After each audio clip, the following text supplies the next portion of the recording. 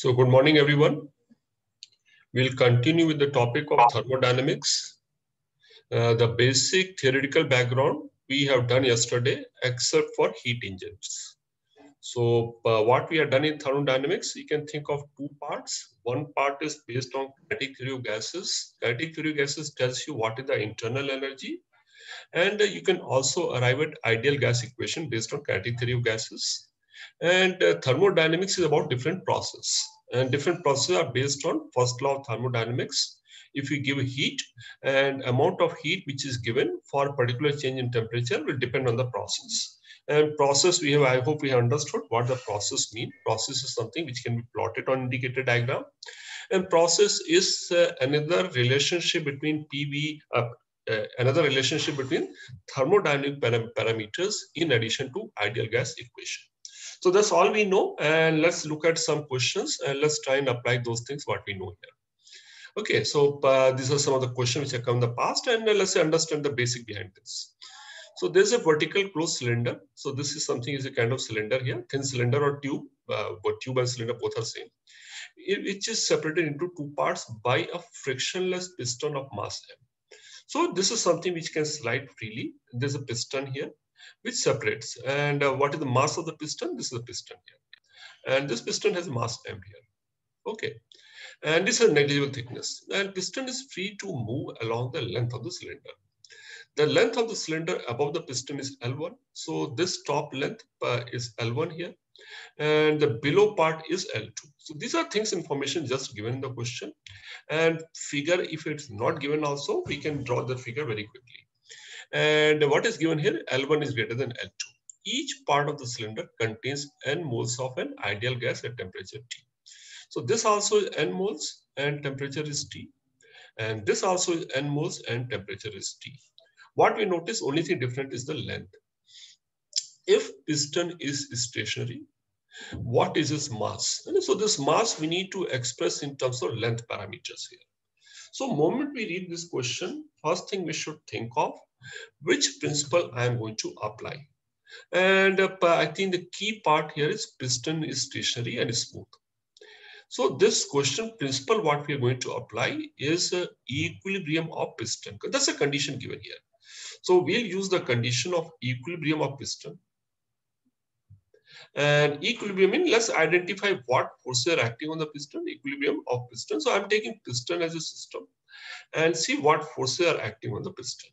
If we take piston as a system, it is in contact with gas above and it is also in contact with gas below. So there's a P1 acting, pressure acting in the upper part of the gas, and there's a P2 applied pressure applied by lower part of the gas. So if I write equilibrium, so forces would be what? This is the free body diagram. Mg will act downwards. And this pressure is P2. So force will be equal to P2 into area of cross section. So we'll assume that the area of cross section is A. And this is P1. So this equation here. So P2 into A has to be equal to P1 into A plus Mg. That's the equation, and where from how are these lengths are relevant, we can find pressure based on the other parameters given here. So what is the pressure in the upper part? We use P1 into V1 is equal to nRT. So what is P1 equal to? P1 is equal to nR, temperature is given, and divided by V1, V1 is equal to A into L1. And similarly, P2 also will be equal to nRT, A into L2. And we substitute here, we get an equation for Mg. Mg will be equal to P2 minus P1 into A.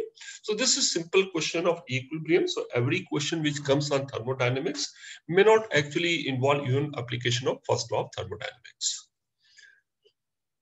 Okay, condition of equilibrium. Now come to next question. This question in is somewhat is similar, but maybe a little more difficult than previous one.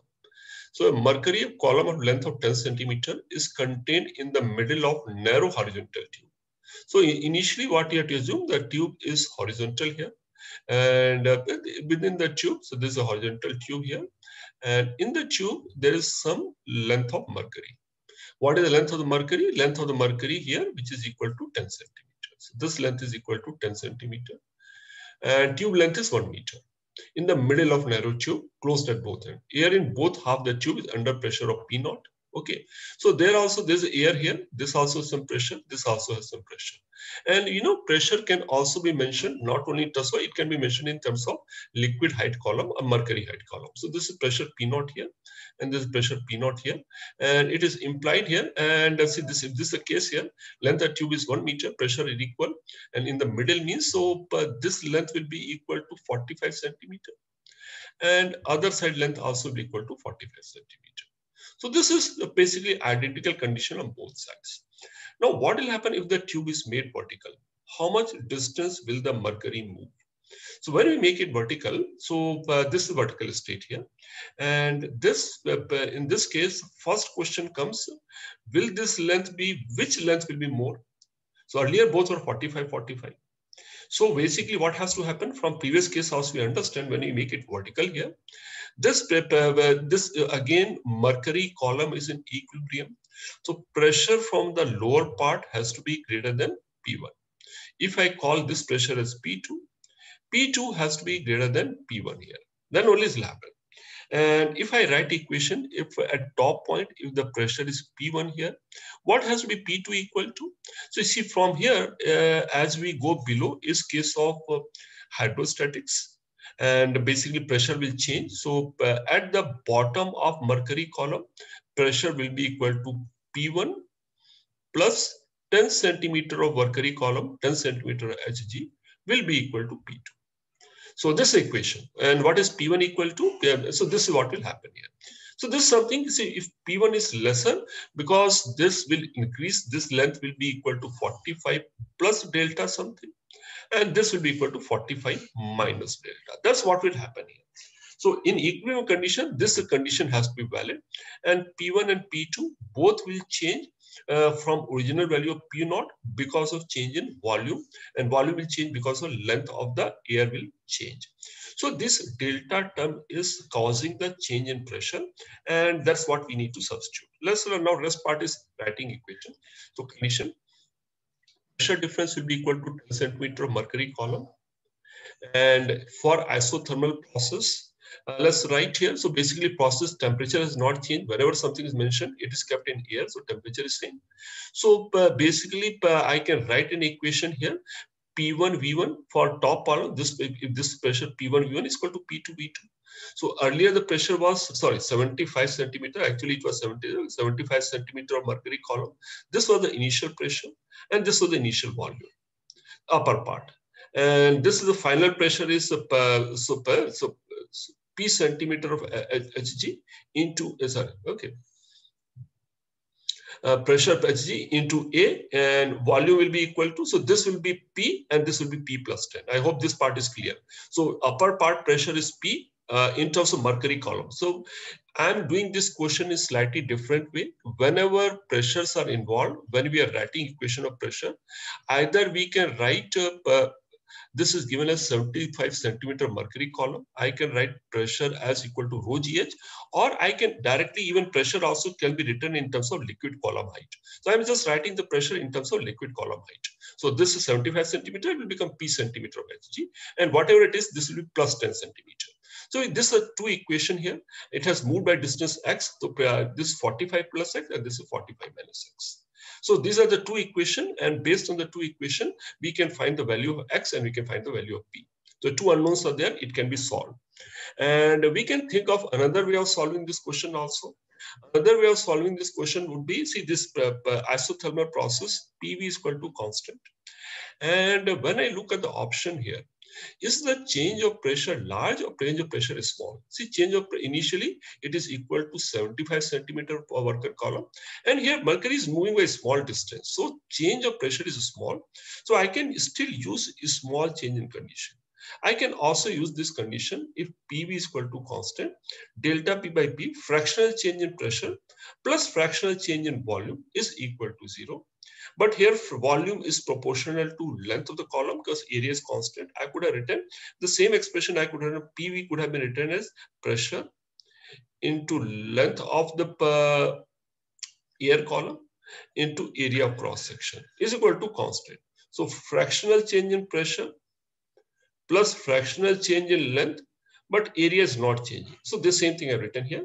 So one side, so basically when we look at this here, so what is going to happen in this case? One case, there'll be fractional increase in length and there'll be fractional decrease in length. So what we notice, if these terms are small, the increase in pressure in one side will be equal to decrease in pressure in the other side. So this is something, so both places from P naught, if earlier it was 75 centimeter, if this decreases by X centimeter of mercury column, other side has to increase by X centimeter of mercury column. So just try and think also how do you apply. I'm just giving a hint. And with this, you can solve without any calculation. So see that all of you try once at delta P. So if difference in pressure is, I think I'm just giving the answer itself. So if one side, so both side fractional change in pressure is equal. Since the difference is pressure at 10 centimeter, each delta P will be equal to 5 centimeter of Hg. That's the delta P here. So one side will increase by 5 centimeter mercury column, other side will decrease by 5 centimeter mercury column, so that the difference becomes equal to 10 centimeter mercury column. So both ways you can solve. One way in terms of writing equation, other we can write, since the changes are small, we can take advantage of change being small, writing in this form. And this question had come in the mains. And you may have, reason I have taken up this question is some questions have come in the mains in the past, which are not easy to solve without calculator. So this also was among one of the questions. Let's see what the question is. 2 moles of ideal monatomic gas occupies a volume V at 27 degrees centigrade. It expands adiabatic. So this question is about adiabatic expansion. It expands to volume of 2V. We need to find the final temperature of the gas and change in internal energy. So this is about adiabatic expansion. So adiabatic expansion, let's quickly review our understanding of what does adiabatic expansion mean in terms of PV diagram. If I have to draw PV diagram, this is how it is like this, PV. Let's say initial volume has expanded. So initially it is at volume V. And from volume V, it expands to volume 2V adiabatically. So this is how adiabatically is steeper than isothermal curve. If this was the isothermal curve, adiabatic expansion will be even steeper than isothermal curve. So it will expand something like this. So what we understand in case of adiabatic expansion, this is the adiabatic black cover line what I have drawn is adiabatic curve, and dotted line would have been isothermal curve from the same point. So in case of adiabatic expansion, we know certain things. What we know, if we have adiabatic expansion, this point goes below the isotherm, and below the isotherm means here the temperature will fall. So first of all, we know delta T is fall, temperature will fall. So if the temperature is going to fall here, so that is one part here. And second part is asking about change in internal energy. So if the temperature falls, even delta U also change in internal energy will be negative. So whenever this question is given, when it is negative, I can rule out these two options. These two options are gone. Because delta U given as positive, which it says very simply you can eliminate. So out of these two, we know only choices between two. Now, how do we solve this question? See, if we have to find its temperature, I need to volumes are given. I need a relation between T and V. See, typically we use for adiabatic process, PV raised to power gamma is equal to constant. But since I need an equation between V and T, in place of P, we can substitute T by V because it's proportional, ratio will get cancelled out. So in place of P, if I substitute T by V, it becomes equal to T into V raised to power gamma minus 1 is constant. So T1, V1, gamma minus 1, and this is monatomic gas. For monatomic gas, what is the value of gamma? For monatomic gas, gamma is equal to 5 by 3. So gamma minus 1 will be equal to 2 by 3. So T1, V1 raised to power 2 by 3 will be equal to T2, V2 raised to power 2 by 3. So what is T2 equal to? T2 is equal to T1. And in this case, into V1 by V2 raised to power 2 by 3. V2 is given as 2V. So that is equal to T1 raised to power 2 raised to power 2 by 3. So this expression and T1 is equal to 300. So this based on this number, can I evaluate? Yes, I know that T2 will be lower than 300, but here options given were 195 and 189. They are so close to each other, it's not easy to accurately estimate which option is correct.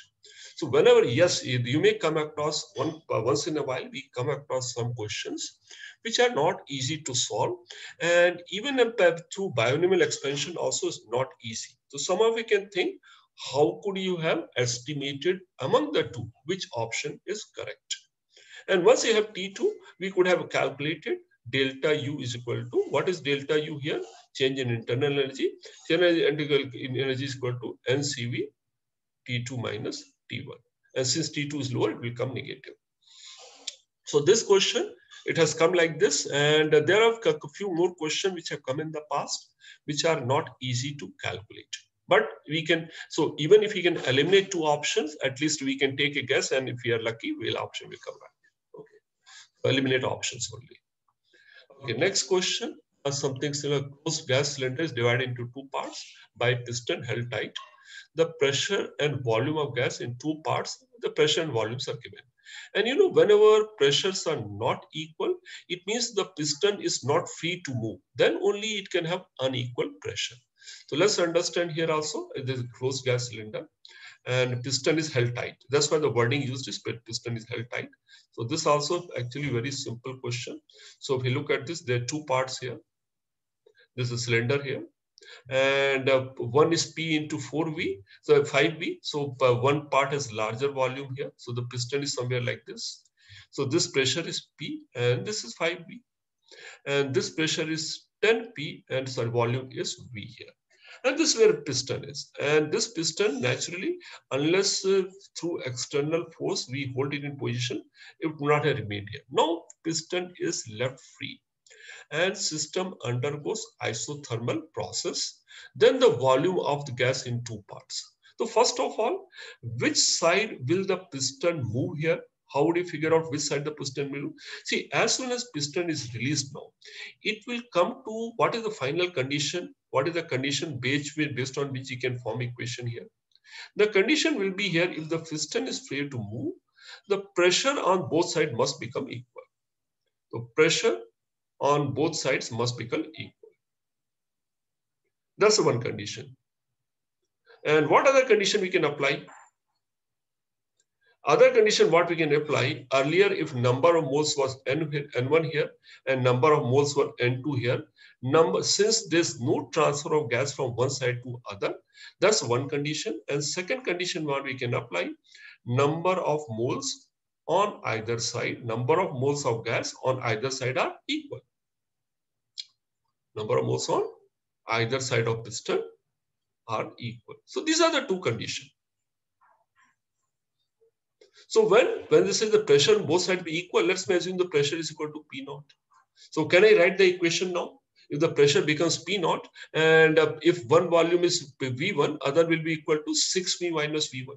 Or if I give if the final pressure is P naught and this volume becomes P naught, what will be the other volume? So can we form an equation here? Ballistic pressure will be equal. So what is the equation we can write here?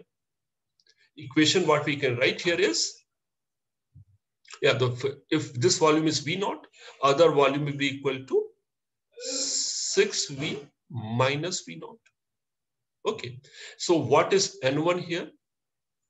N1 is equal to 5PV divided by RT. And what is final value of N1 here? The pressure becomes equal to P naught. So it will be P naught into V naught divided by RT. That's one equation. And what is the second equation for N2? N2 initial number of moles was equal to 10P was the pressure, V was the volume, RT was the temperature. And this has to be equal to what? This has to be equal to what is the final pressure? Final pressure is P naught. Final volume is 6V minus V naught divided by RT. So these are how we can form equation. Now it should be easy to solve. What will the volume here? If you find V naught from here, we can find two unknowns here, V naught and P naught values we can solve. You can ask one more question here. See, one more question I can ask here is, see here we get a final pressure as P naught. Another way the question can be framed, what happens if the piston is removed from here?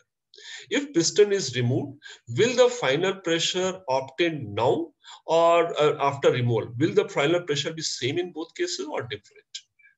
In both cases, the final pressure will come same if it is isothermal process. So both ways we get this way also, it will move such that pressure becomes common. And once the pressure becomes common, if you remove the piston also, it will not lead to any change. Okay, so I've taken a sub question. This question also looks, yes, Vignesh, what doubt you have? So like when we remove the piston, like won't the molecules move like from one side to the other? Will the move be unequal and equal? See, suppose same gas is there, some amount of molecules gas here move here. Will equal amount of number of molecules move from here this side, or will that be unequal? So like why would they move, sir? Okay, see, basically what will happen, see, when we talk about even in case of conductor also the electrons freely move. The electron, if I took the electrons move from one side to one side. But what is the net motion of electron in case of conductor unless electric field is applied? Okay, it's like random motion. So yeah, it's like a random motion. So in this case also, that's why I took out this question. If I remove the here also, see if what will happen if more number of moles will move here.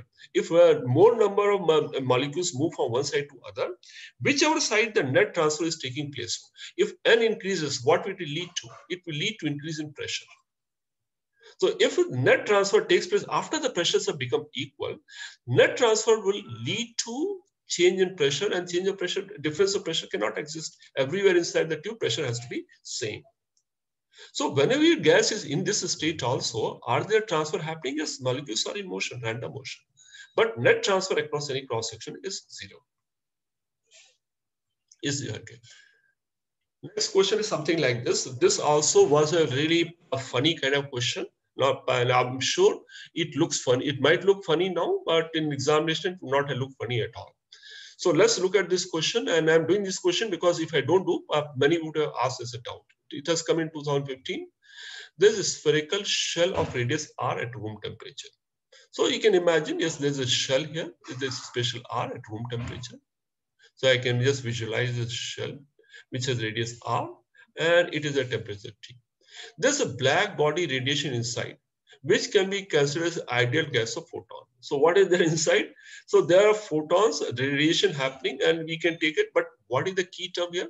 There are photons here which can be treated as an ideal gas. So I can still treat photon also as an ideal gas. And what is given here? Some again strange things are given. Photon with internal energy per volume. If there's a photon here, just like gas also has internal energy, photon also has energy. So, and that energy will be equal to what? If we don't have to calculate, but if photon are there, each photon has certain energy. And if the total energy of all photon present in particular space, we divide by volume, I will get total internal energy per unit volume. So total energy of photon per unit volume is given as proportional to T to the power 4.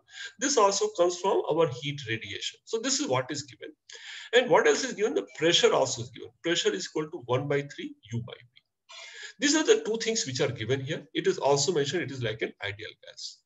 And if the shell now undergoes adiabatic expansion, what is the relationship between T and R? So as the expansion takes place, adiabatic expansion, R will change and T will change. How would change in T be related to R? At different instances, what will be relationship between T and R? So basically, to find relation between T and R, what I understand, let me start from here. So, and this is a very odd looking question, but solution was very simple. Let's look at, first it is given as ideal gas equation. And all parameters given. If it is ideal gas equation, it will follow this equation. PV is equal to nRT. It will follow this equation because it is given as ideal gas. And this equation has a relationship between pressure, volume, and temperature. This is what I know. And what we need to find here, we need to find equation between which two terms here. I need to find equation between T and R is nothing but volume. Once I find relationship between temperature and volume, I can find relationship between temperature and radius. So we need to find an equation between T and R, T and V. So from this, how do I find relationship between T and V? I find a relationship. I need one more equation. Basically, what I need to do, I need to get rid of the P term here. How do I get rid of the P term here? This equation given here. So let me substitute that P term here. So we understand from here. See, this is something here we start, and this is what we need to find. I need to get rid of P. So let's first substitute P value here. If I substitute P value as U by 3V, so I'll substitute U by 3V into V is equal to nRT. That's substitution. So now I have V, but I am left with U term here. In place of U also, I don't want U term also, I got U term here. Even U also I substitute from here. What is U equal to? U also can be taken as some constant K into V into T4. So let me substitute U also. It becomes U by 3. So U by 3, so I'll substitute 1 by 3 into K V T to power 4 is equal to nRT. So what is the relationship I get here? T, basically relationship we get here. T cube is equal to 3nR by kV, or which is equal to, in terms of volume, I can write in terms of radius. This is something what we need to keep in mind. This is, let me take the radius of the cube. Radius of this is equal to small r, so that we don't, again, or I can write this T cube is proportional to 1 by V. But what is V? V is proportional to R4 by 3 pi R cube. So what is T proportional to? T is proportional to 1 by R. That was the answer. So you notice here, so this is how it is given here. But since all it says it can be considered as ideal gas, we just ignore there's a photon and all. We just solve as an ideal gas condition. And if those who have solved using some, without getting too agitated about what the question is, if we just follow this step, ideal gas equation, whenever we talk of ideal gas, first thing I should think of this equation. And using this equation, since we need relation between two, any process, I need one more equation, and one more equation is given from this term. Simply substitute and follow the process, we get our answer. Okay. Now, this also is a common kind of question, and this has come 2-3 times, different forms. Let's understand this question also. If 1 mole of ideal monatomic gas is taken along the path ABCA, with this process A, B, C, A, and this kind of closed loop, and it is shown in PV diagram. What is the maximum temperature attained by the gas along the path BC? This path is a straight line here. This is not a polytropic process. So in this case, it will not have a uniform specific heat capacity. But that is not our concern here. We need to find during this process, this is not an isothermal process. So of course, the temperature will change. We need to find what is the maximum temperature attained by the gas here. So first thing, this is the kind of process. So can we write an equation for the process BC? Okay. What is the equation of this process BC? That is first thing we need to learn, and we have done explain in kinematics also, equation of process. If I write equation of process, see what is our thinking here. If I write an equation for the process here, I'll get equation between pressure and volume. And since we need to find temperature here, once I find pressure and volume equation, I see temperature is equal to proportional to product of PV by NR. See, temperature is equal to PV by NR, or temperature is proportional to PV. So once I get equation between P and V, I can substitute P in terms of V using ideal gas equation. So I'll have a relationship between temperature and volume, or I can have a relationship between temperature and pressure. So once I have a relationship between temperature and volume, or temperature and pressure, then I can differentiate T with reference to pressure or volume and find condition for maximum temperature. So steps involved are how conceptually, how would I solve? First, I need to find an equation, and I need to find T as a function of V or as a function of P. That's what we need to do. And how do I do it? Using this equation plus ideal gas equation. So let's write that one. How do we do that? So temperature as a function of P of V in terms of V equation. Then we'll have equation here. Let's write this one. So what is this process here? This process is a straight line. So we should know any graph we see how to convert into equation.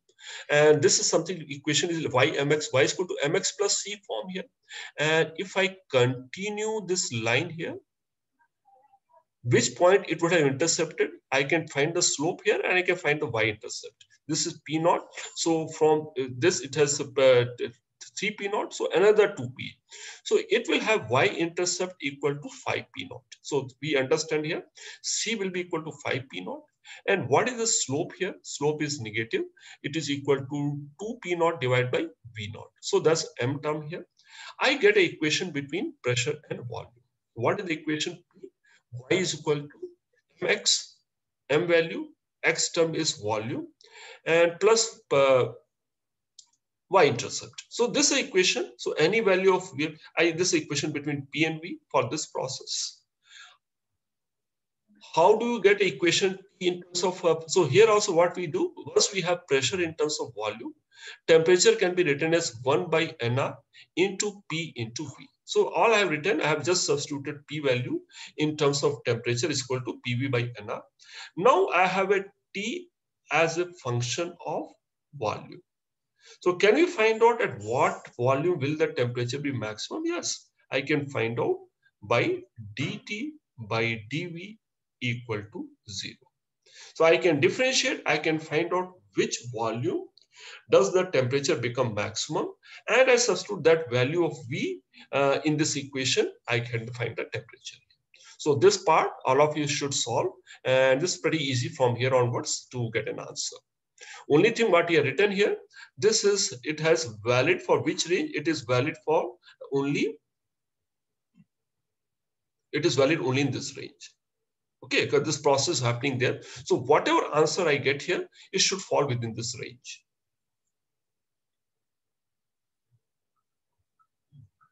Okay. Now, so these are, so there are a couple of one more question like this, and all of you should solve both the question and you should get an answer. It should not be too much of a problem. Another thing what we talk about, see, even here, previous question also was given like a cyclic process. So what is cyclic process? Okay. Cyclic process could be any shape whenever there are multiple processes and processes are carried out in such a way, it forms a closed loop. It means suppose I start from here. This is one process here. How do I define process AB?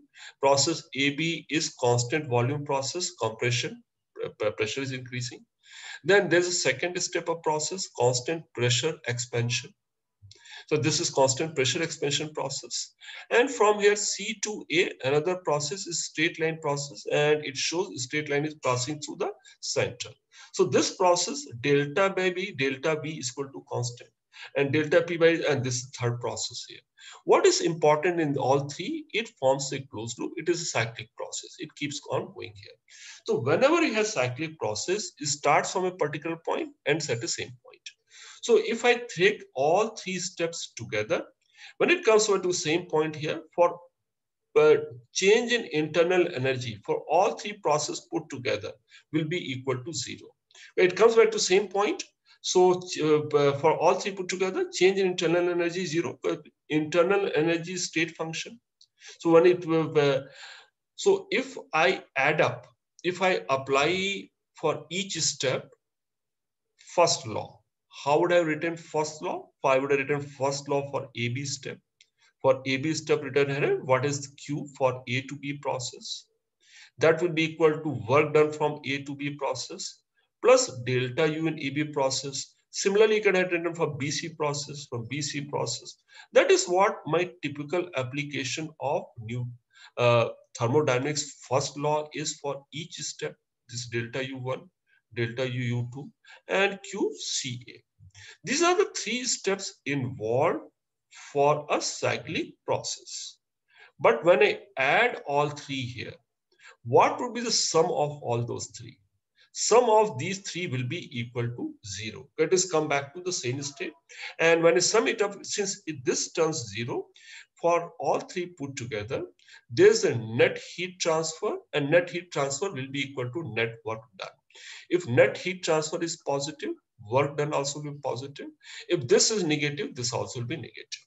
So clockwise, so this kind of process, we can say this process is going in a clockwise fashion.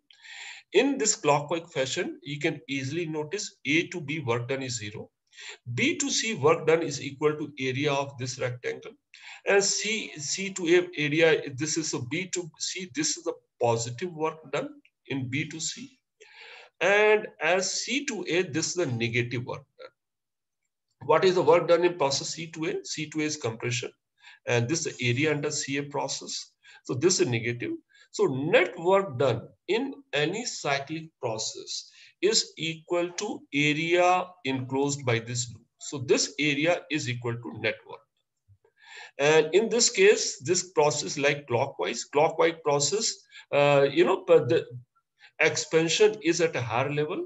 Here work done is positive. So any clockwise process, work done also is positive. And net heat transfer also is positive. So it means some part of the process gas will receive heat and some process gas will reject heat. But net heat received by the gas will be more than net heat thrown away by gas. So clockwise. And if I run this process in anti-clockwise direction, if I reverse the process, what will happen? Whatever dq was positive in clockwise sense, it will become negative in anti-clockwise sense. And work done also will turn negative. So for clockwise process, both are positive.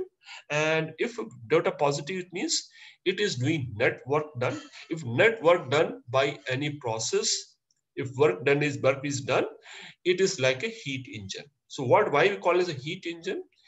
The gas has received in one cycle, gas has received net heat and it has produced net work. So in the whole process, heat has been converted into work done. That's a heat engine. So process which runs in a clockwise sense is a heat engine. And if it is a heat engine, it is converting. So let's again, so I will just look at the process again, is some more way. Now each step, if I have to mark, so can we mark which step is Q value positive and which is negative? Let's try and understand also which process is Q positive and which process is Q negative. How do we identify A? A is the starting point for process A to B. Okay, A is the starting point for process A to B. Just a second, I think I'll just pause for a minute.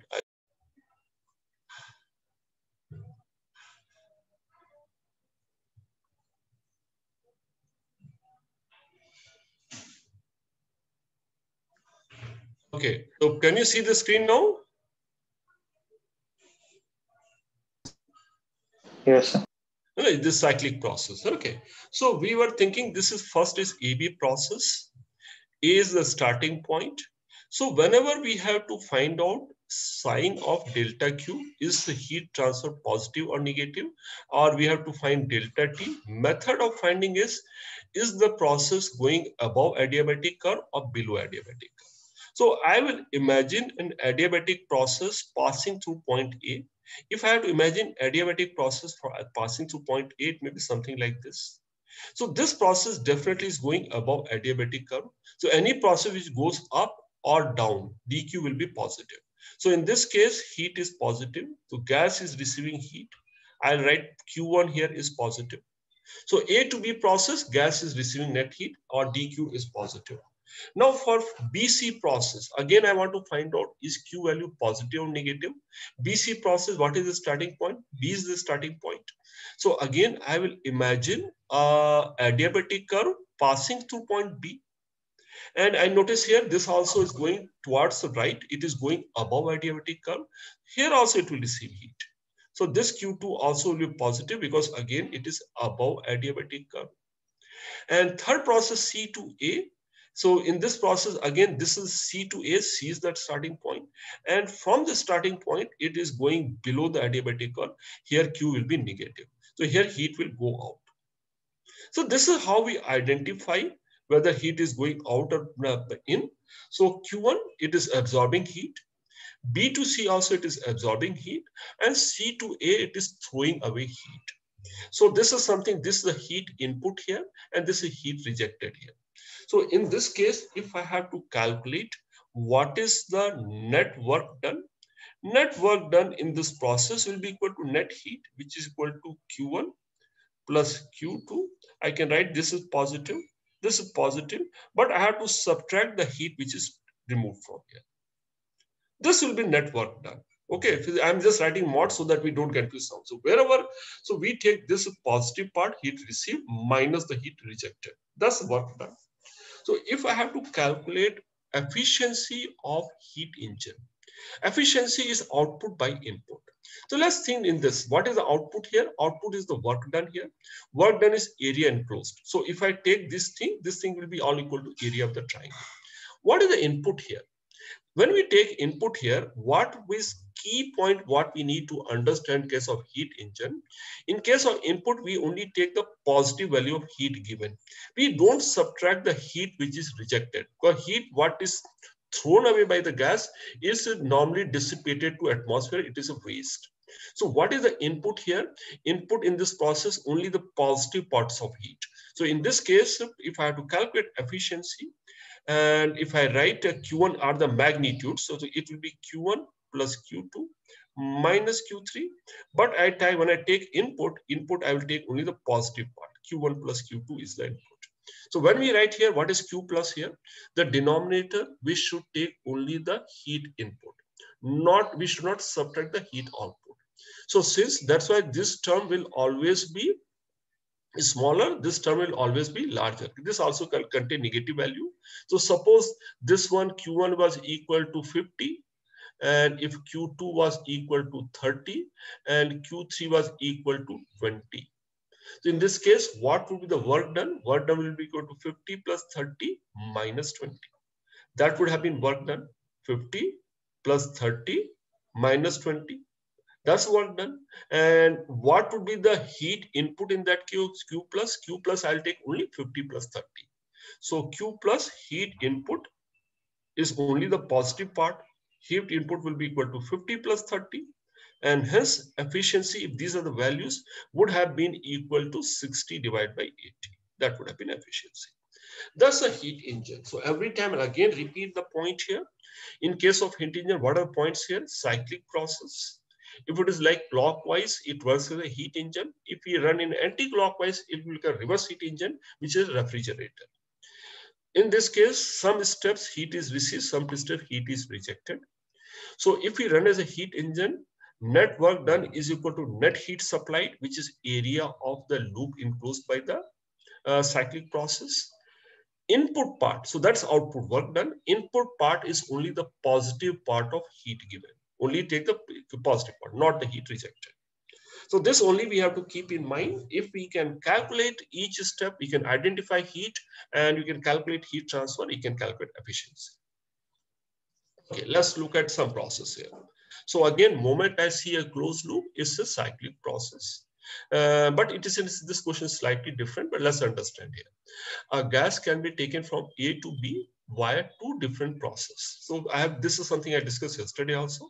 So we are talking this as a start point, and this is the end point. And we can reach from this start point to end point by several different processes here. One is ACB process and other is ADB process. So these are two different routes which are examined in this particular question. Though infinite number of ways are possible. So when path ACB is used, which part? First one, you are using the process ACB here. And we understand from what is AC process here. AC process is compression, pressure is increasing. So, AC process, what is happening? Heat, pressure is increasing without change in volume. How would pressure increase without change in volume? When heat is supplied. So in this process here, heat will be received. And what is CB process? CB process is constant pressure expansion. So what is given here? So that we understand those processes. In path ACB uses 60 joules of heat flow into the system. So in this process, it has some delta Q and 60 joules of work is done by the system. Okay. So when you look at, so there's some delta Q given for ACB, both steps put together, and work done also given. So let's look at one by one. Okay. So if that's one process, so it will need certain heat.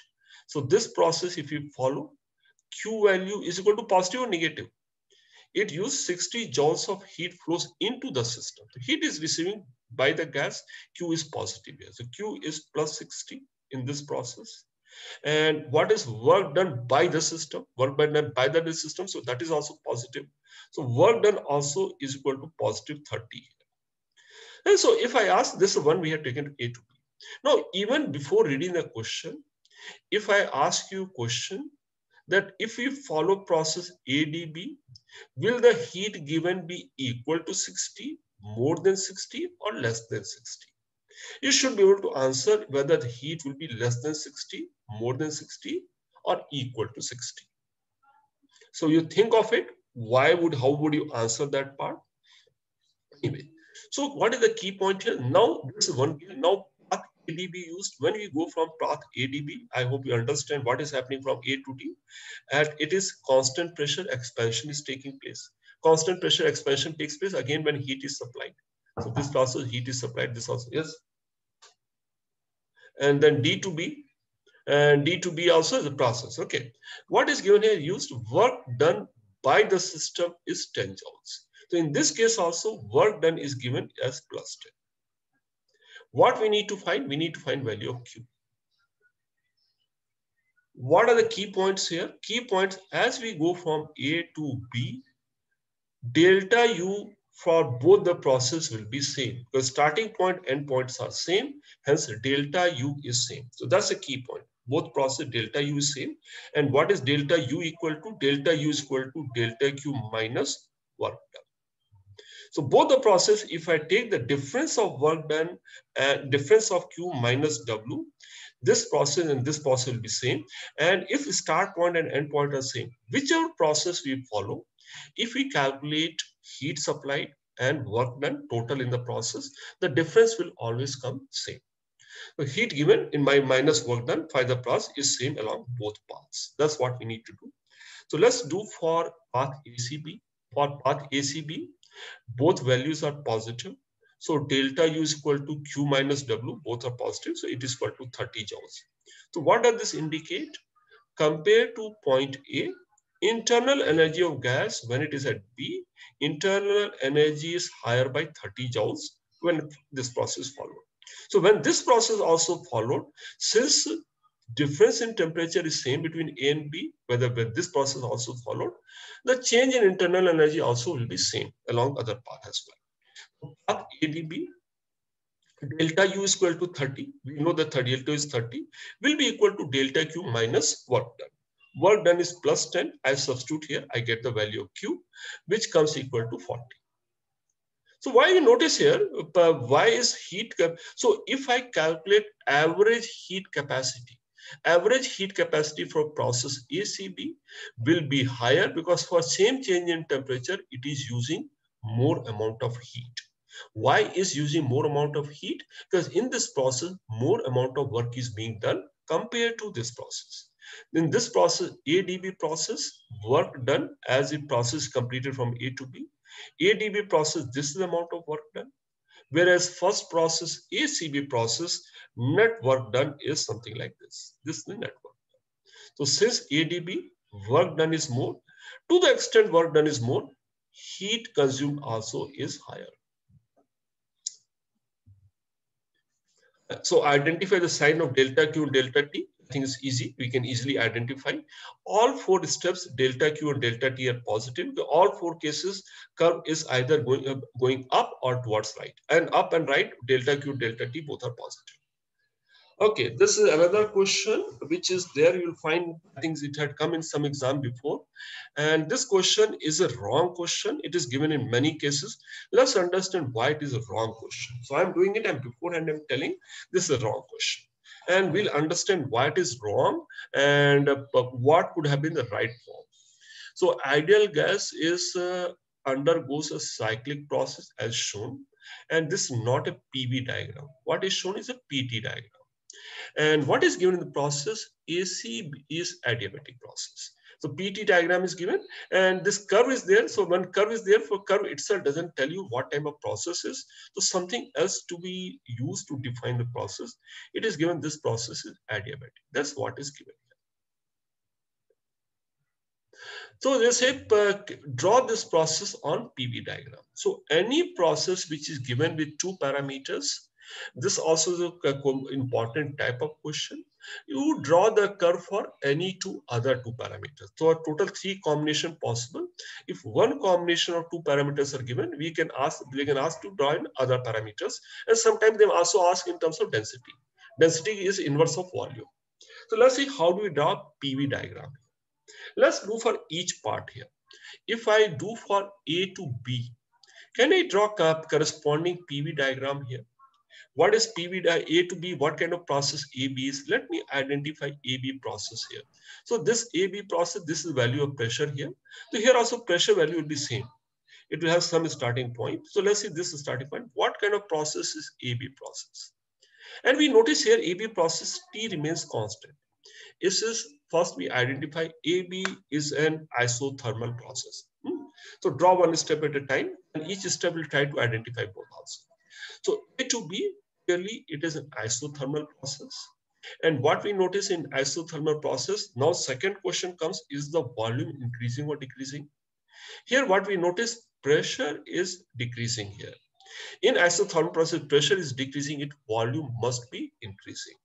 It is the isothermal expansion process. So if this is something like this, if I had to draw AB process initial will be lower value and final will be higher value. If pressure has become 1/4, volume will become 4 times. So something like that will happen.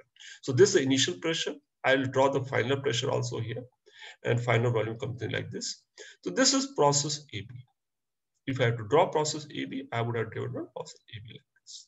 This is process A to B, isothermal. So I come to B problem. What is B to C process? B to C also simple. It's a constant pressure process here. If I draw constant pressure and the pressure is constant, so should I draw B to process, or should I go towards left or should I draw towards right? It's a constant pressure, but it could be compression or expansion. How do we identify what kind of process BC is isobaric? But is it expansion or compression? Pressure is same, but temperature is increasing. For same pressure, if the temperature is increasing, it means volume also must increase. Okay, so volume must increase means from B to C, if I have to draw the process, B to C process like this. And if that is the case, then C to A should be adiabatic process. But if I connect C to B adiabatic process, this adiabatic process is ending up above the isothermal curve, which is not possible. So this one, it is not possible. This adiabatic process, so C to A cannot be adiabatic process. If I connect C to A, the adiabatic curve is coming. This is isothermal curve. And adiabatic curve will always, if this is point A, so this is from point A, this is isothermal process. And if this is adiabatic process, it will become flatter than isothermal, which is impossible. So how is that happening? Why it is not possible? Okay, and the reason lies here, this curve itself, which is shown here, cannot be adiabatic. So can anyone think why this curve cannot be adiabatic? Anyone? Can you think of a reason why this curve is wrongly drawn here? How do I think of adiabatic curve here? C to A is not possible. So in this case, this curve cannot be drawn because this curve itself is wrongly drawn. So if the initial curve is wrong, I cannot draw its conversion. This curve is wrong. Why this curve is wrong? This is adiabatic curve between which two parameters? This curve is between P and T parameters. And it has drawn an adiabatic curve between P and T. And if I write an equation between pressure and temperature, can I write an equation between pressure and temperature for adiabatic process? If I know only PV is equal to gamma is equal to constant, and in place of V, I can write T by P. Is it not? So in place of V, so it becomes P into T raised to power gamma by P raised to power gamma, or P raised to power 1 minus gamma, or I can write T raised to power gamma is divided by P raised to power gamma minus 1 is equal to a constant. For this curve, can I find the slope here? Is it possible to find the slope of this curve, PT curve here? Slope of PT curve will be equal to delta P by delta T. And if I use this equation, both values are positive. If I find here, the slope comes positive. So PT curve has to have a positive slope, where the PT behavior for adiabatic PT curve will have positive slope, whereas this curve down here has a negative slope, which is not possible. So this question is given in many books, and they draw some conversion. You can draw a figure like this, but this figure is not correct. It is not possible. So I hope this is understood. Shreya, are you following this?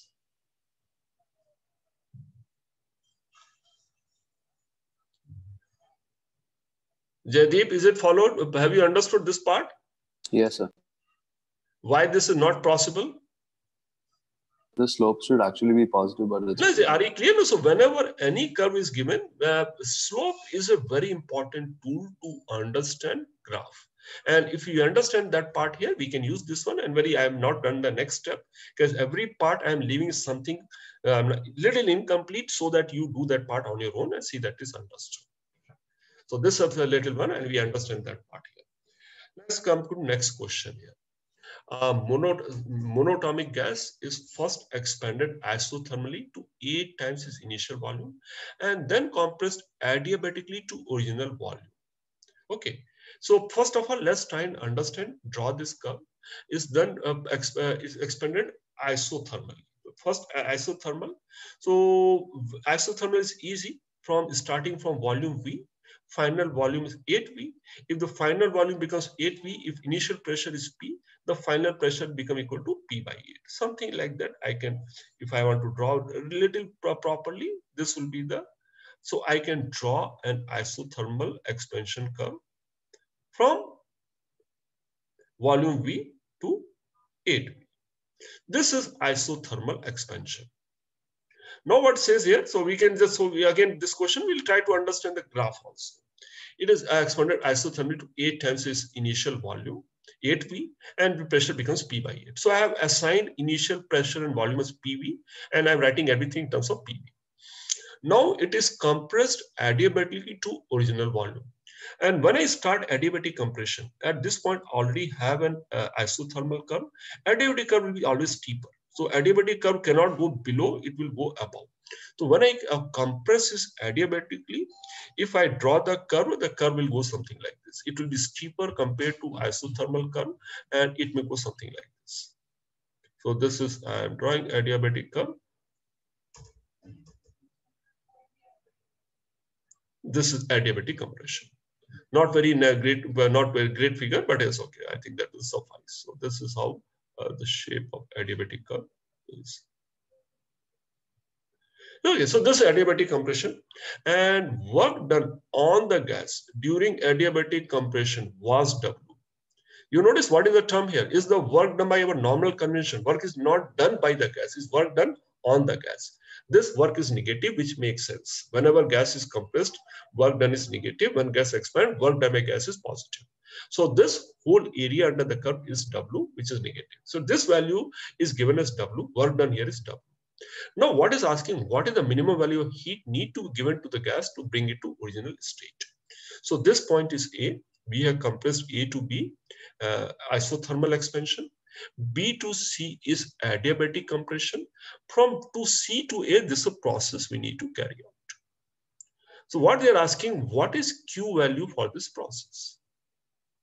Okay, so I think I'll take a small break here. I think at this time, and some of you can think how to solve, and we continue after a 10 minutes break.